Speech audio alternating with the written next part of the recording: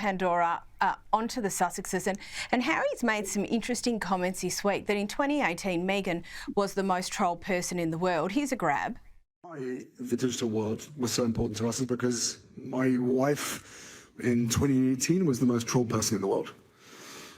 So there was a lived experience in that. Look, I don't think it's fair, Pandora, that anyone is trolled, so to speak. But when, like we said earlier in relation to the Walesers, when you're in the public sphere, there's going to be criticism. The World Privacy Tour didn't quite turn out the way that we thought that it would. But so why is he bringing this up now?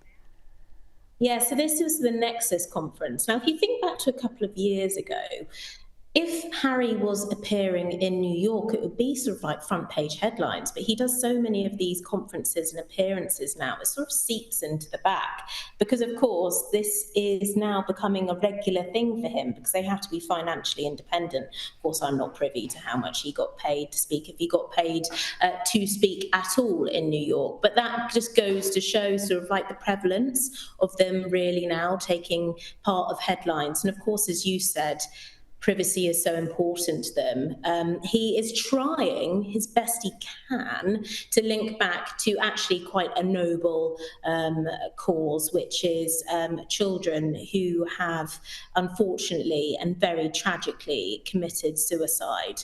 And part of the reasons as to why they have committed suicide is online trolling and social media. So that is what he is trying to link back to, which of course is an extremely important cause.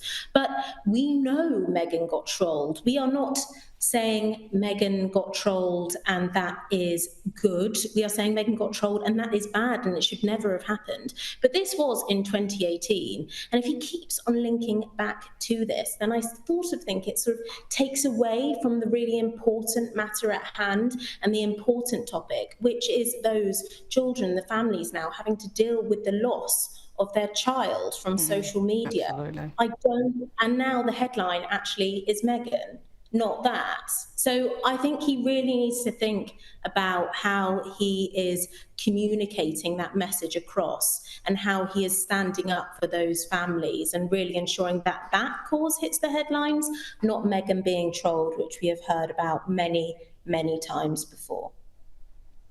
A very fair observation. Now, Louise, still with Meghan and onto her releasing more products under her As Ever label, there's been a few observations about her allegedly white labelling products, apparently some of them with a hefty markup. What's the story here?